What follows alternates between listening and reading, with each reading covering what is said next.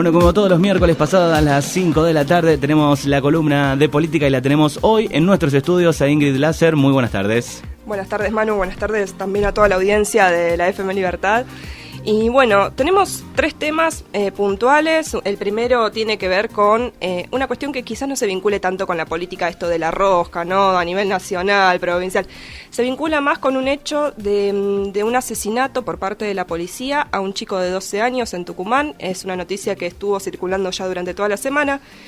Facundo Ferreira es un chico de 12 años que fue asesinado el 8 de marzo por la policía en Tucumán, asesinado por la espalda, al igual que Juan Pablo Cucoc, el chico que fue asesinado en la boca por el policía Luis Chocobar. No sé si recordarás el caso de, Mauricio Macri, Patricia Bullrich recibiendo a Luis Chocobar. A Chocobar, me acuerdo, sí. Bueno, justamente, Patricia Bullrich, por ejemplo, tuvo frases un poco desafortunadas, podría decirlo, en su momento, ¿no? Que decía que Chocobar había actuado en base a los protocolos que tenía la policía y toda la doctrina policial, digamos, que estaba cambiando, ¿sí? Y que algunos jueces no lo entendían. Eso fue puntualmente lo que dijo Patricia Bullrich en el momento ese. ¿Qué pasa? Acá viene como una parte más analítica, ¿no? De esta cuestión que tiene que ver con una decisión política del gobierno, ¿no? Tratando de justamente premiar a aquellos que matan por la espalda, teniendo el respaldo de toda una fuerza de seguridad. En este caso, Luis Chocobar, pero también este policía de Tucumán que empezó justamente a circular todas las versiones que circulan en estos casos. Por ejemplo, ¿qué hacía esa hora, no? Este chico, que era la 1 de la mañana cuando lo asesinaron en la calle, iba en una moto, empezaron a hacer circular la visión de que se había enfrentado con la policía. Bueno, después claramente la fiscal del caso lo desmintió, dijo que Facundo no tenía pólvora en sus manos, que claramente no había sido un enfrentamiento, el chico estaba tirado en la calle desangrado. O sea, digo esto por una cuestión de que, sí, es un detalle medio morboso, pero a lo que voy es justamente una persona que asesinó por la espalda no se estaba enfrentando con esa fuerza de además seguridad. Estamos hablando de un chico de 12 años. Entonces, en este marco, por ahí me proponía un poco pensar en cómo fue evolucionando la cuestión del gatillo fácil, ¿no? Y de la violencia institucional en el país. A partir, de diciembre de 2015, claramente la violencia institucional no es una cosa que empezó con el macrismo, sino que viene de mucho antes y que tuvo episodios fortísimos previo, a lo que fue la recuperación democrática, pero también durante la democracia, ¿no? Estaba leyendo, por ejemplo, un informe de la Correpi que presentó en diciembre del año pasado, que, justamente hablaba de que en este contexto, en este gobierno, hay un muerto cada 25 horas por violencia institucional. ¿Cada 25 horas? 25 horas, un muerto por día casi. La Correpi es la Coordinadora Nacional contra la Represión Institucional, para ejemplificar bien y por lo menos clarificar qué es la Correpi, ¿no? Es un organismo que es bastante prestigioso, viene haciendo muchos informes respecto justamente a estas problemáticas y también, se habla del periodo 2003-2015, el periodo del kirchnerismo, ¿no? Como para poder digamos que no está asociado a la política. No está asociado a ningún partido político, es sumamente independiente de cualquier tipo de gobierno o partido político. ¿Qué pasa? Durante el kirchnerismo era un muerto cada 28 horas. Y desde 1983 más o menos hasta los 90, en los 90 hay como un vacío un poco, hay que ver bien porque hay unos cuantos casos de violencia institucional. Miguel Bru, por ejemplo, es un caso conocido que desapareció en La Plata, en la comisaría novena, que se descubrió que lo habían matado. La cuestión es que desde la recuperación democrática hubo un muerto cada 30 horas. Entonces, va cada vez disminuyéndose más, también por una cuestión de que, como digo, no arranca la violencia institucional desde diciembre de 2015 hasta ahora, y vamos a ver que justamente no sé si va a terminar en algún momento, salvo que haya un cambio de paradigma para bien, dentro de las fuerzas de seguridad. ¿Qué pasa con las fuerzas de seguridad durante el macrismo? Justamente hay un cambio de paradigma, que es avalar a estos policías, avalar que en Tucumán, por ejemplo, se haya fusilado un chico de 12 años que tenía un montón de sueños, que tenía un montón de cosas por vivir, por nada, porque justamente no hay ningún tipo de justificación para un hecho tan aberrante. Y también hay que pensar que en Tucumán quien gobierna no es una persona del palo del macrismo, es Luis Mansur, que fue ministro de Salud de Cristina Fernández de Kirchner en el último periodo de gobierno. Claro, enseguida uno puede asociar, decís, tiene que ver con el macrismo, en este caso no. No. Hay que ver también qué paradigma sobre las fuerzas de seguridad tiene cualquier partido político, ¿no? Y hay que justamente preguntar y molestar a esos partidos políticos a ver qué programa de gobierno, qué decisiones tienen para la seguridad, que no es solamente la inclusión de más policías, porque claramente está demostrado que no soluciona nada, sino que es matar pobres, matar y estigmatizar a los pobres y siempre defender a las fuerzas de seguridad. De hecho, hay una cronología que leía hoy en la Paco Orondo, en la página de la agencia Paco Orondo, que justamente habla de una cronología del macrismo, ¿no? en defender y justificar todo tipo de acto en contra digamos, de cualquier ciudadano por parte de la fuerza de seguridad. Incluso enseguida, después que suceden los hechos, me parece que salen a hablar apoyando rápidamente la fuerza sin saber cuál es el trasfondo, ¿no? Hoy justo también estaba leyendo ahí, diciembre de 2015, Lucas Cabello, un chico en La Boca que tuvo un simulacro de fusilamiento, básicamente, tuvo consecuencias terribles en lo físico, al menos, ¿no? En lo psíquico, claramente también.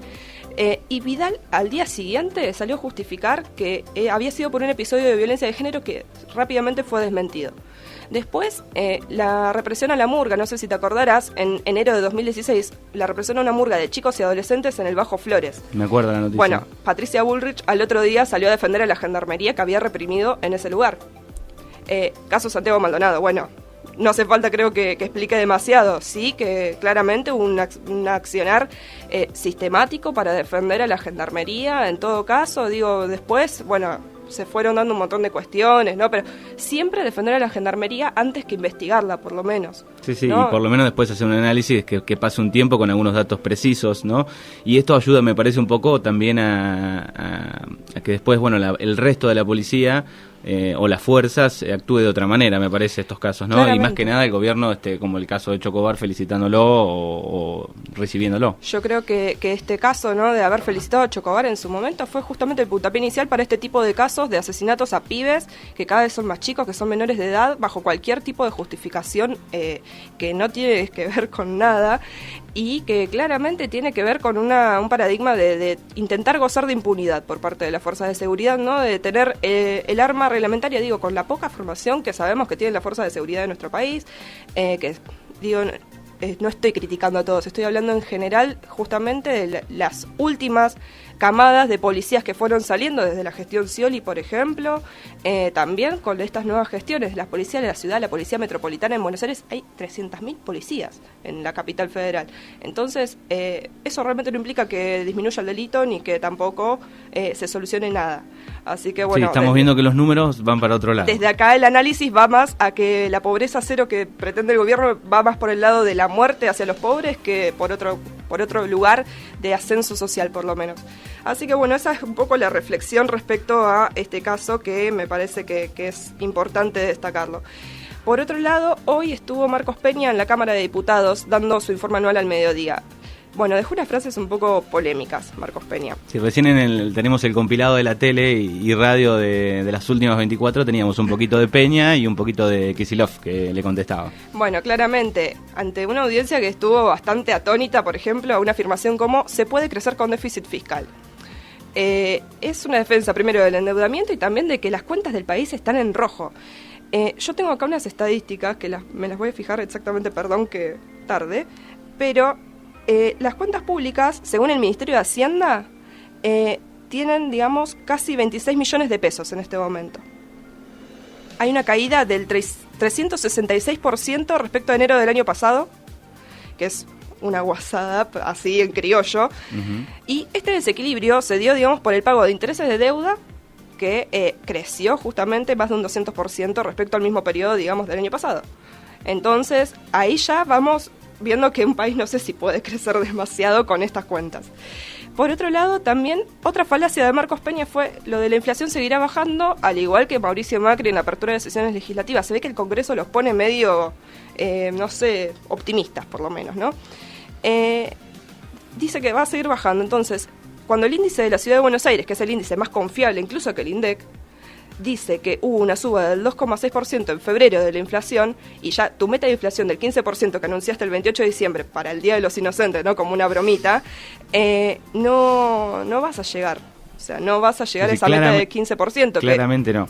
No, claramente, si ya estamos llegando a un casi 5% en 2 meses del año, y me parece que está un poco mal el cálculo, por lo menos.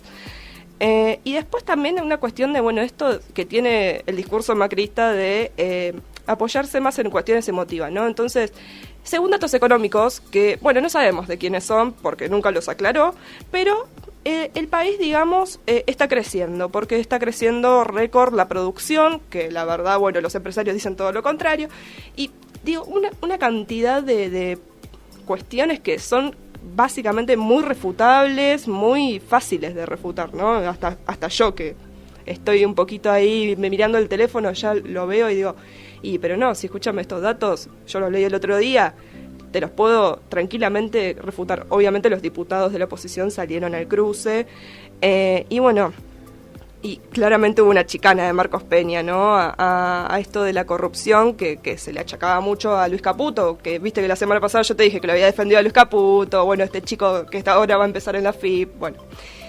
Y dice que entonces la corrupción no son las cuentas offshore, sino que son los bolsos de López. Bueno, sí, perfecto, son los bolsos de López la corrupción, pero también la corrupción son las cuentas offshore, son justamente lo que hace Caputo, endeudar al país para beneficiarse, digamos, él y su grupo de amigos. Entonces, bueno, el jefe de gabinete bastante poco atinado estuvo hoy, la verdad.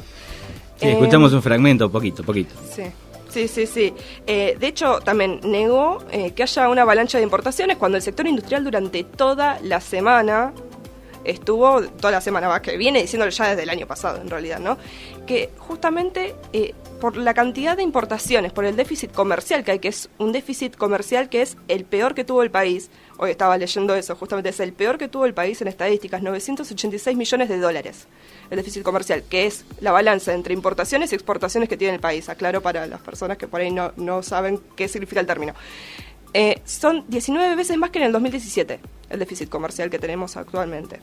Entonces, los llorones, como lo llaman ahora Cabrera a los empresarios, no, me parece que tienen un poquito más de razón que el propio jefe de gabinete. Hay un error de diagnóstico claramente, o por lo menos, si pienso mal, hay bastante malicia al respecto. Entonces, ¿qué pasa? Los empresarios no pueden producir en el país porque justamente no tienen cómo competir con esos productos importados. Exacto. Bueno, ¿qué pasa? Pero también están los del otro lado, ¿no? El versus de los llorones. Los cumplidores, que son los grandes terratenientes que estuvieron en la Expo Agro. El presidente los llamó así, los cumplidores, y bueno, también le sacó, digamos, algunos ahogos financieros, podríamos decir, ¿no? Algunos impuestos, bueno. Así que bien por la gente del campo, muy mal con la gente de la industria. Estamos volviendo a antes de 1930 con ese modelo agroexportador, ¿no? Y uno lo piensa, digamos, por donde viene Mauricio Macri, desde el lado de una familia relacionado a la industria, o por lo menos a los, no me sale la palabra ahora, empresarios. Sí, a los empresarios. Que se iba a llevar bien, por lo menos, pero vemos que una gran parte de los empresarios no. No, claramente ya llamarlos llorones es un gesto bastante desafortunado políticamente. Y de hecho, bueno, hablando un poco de esto también de la desfortuna política, estaba viendo justo una encuesta de Aragón y Asociados que dice que Mauricio Macri tiene una intención de voto, porque viste que se está hablando mucho de esto de la reelección de Macri, qué va a pasar en el 2019, Vidal, hasta Marcos Peña se quiere subir al caballo. Si nuestro amigo Marcos Peña quiere ser presidente. Bueno, Mauricio Macri tiene una intención de voto del 31,7%, bastante baja, igual no tan baja respecto a la cantidad de votos que tuvo en la primera vuelta del 2015, que tuvo un 32%, si no me equivoco. Bueno, después fue a balotaje porque no hubo una diferencia de 10%. ¿Y Vidal tiene mejor imagen hoy? Vidal tiene mucha mejor imagen, tiene una imagen de arriba del 50% casi. Pero bueno, justamente la imagen positiva del presidente es de un 44% más o menos y la negativa un 45%, es decir, ya está superando la imagen negativa a la positiva. Y hablando de María Eugenia Vidal, la leona, ¿no? La leona con los más débiles, porque bueno, con los fuertes no tanto. Vamos a tener dos temas con respecto a Vidal bien cortitos, que es, el primero, lo mismo de siempre, Vidal con los docentes de la provincia de Buenos Aires no llegó de vuelta a un acuerdo, les planteó lo mismo que siempre, tratando, yo calculo, de generar un efecto cansancio en los docentes, en los gremios por lo menos, ofrecer el 15% en 3 tramos y sin cláusula de gatillo. Siempre lo mismo ofrece. Sí, el lunes se hicieron la conferencia, ¿no? El lunes fue la conferencia de prensa y volvieron a decir que, bueno, la última oferta había sido la misma, digamos. Claro, es ridículo en algún punto, también es una tomada de pelo. ¿Qué pasa con los docentes? No solo tienen un reclamo salarial, claramente, sino que también tienen otros reclamos por una mejora en la educación pública. En este caso, ahora la Leona está dispuesta a cerrar los bachilleratos de adultos. Hay en la provincia 441 bachilleratos de adultos. Esta medida, digamos, si lo cierra definitivamente, que ya hay algunos que directamente ni arrancaron las clases, por lo menos en las camadas de los primeros años, quienes deberían empezar a cursar, ¿no? Porque esto se va a dar, digamos, de una manera escalonada. Los que ya están en curso, bueno, van a egresar, pero después ya cierra, digamos. ¿Qué pasa? Hay muchos bachilleratos que no arrancaron las clases directamente. Acá en Darreguera yo sé que sí, que se arrancaron las clases normalmente, digamos, no sé cómo fue ahí, viste, la cuestión, pero sé que arrancaron las clases, por lo menos. ¿Qué pasa con esta medida? Afecta a más de 6.000 estudiantes de la provincia, mayores de 18 años, que ingresan, digamos, a los bachilleratos de adultos, y a más de 2.000 docentes. O sea, es una pérdida de puestos de trabajo y es una pérdida de una posibilidad para las personas de educarse.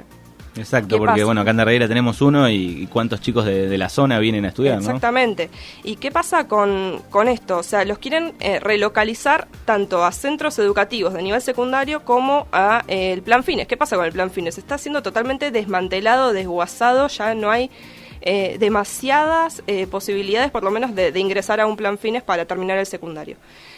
Y quieren relocalizarlos a estos centros educativos de nivel secundario que son 146 en la provincia, cuando hay 441, y son bastantes, ¿no? Es un problema como de proporciones, claramente no van a poder relocalizar a toda esta gente. Y además las distancias, ¿no? Porque... Por supuesto. Y encima, la desfachatez, ¿no?, de avisar esto en febrero recién a los directivos de estos bachilleratos de adultos. Entonces, bueno, la verdad es que es un poco polémico, por lo menos, y vamos a ver cómo sigue esta cuestión. En La Plata sé que se están realizando abrazos simbólicos, se están realizando movilizaciones a la Dirección de Educación, así que se supone que bueno, que yo calculo que con una buena movilización, con una buena lucha, quizás es la única forma de frenarlo. Un poco se le podrá hacer frente. Yo no sé si frenarlo, pero por lo menos hacerle frente, y creo que los gremios se van a poner por lo menos mucho más firmes con esta cuestión ahora en las próximas negociaciones con la gobernadora. Así que bueno, estas son como las tres cuestiones más puntuales que fui encontrando esta semana. Veremos qué pasa la semana que viene, ¿no?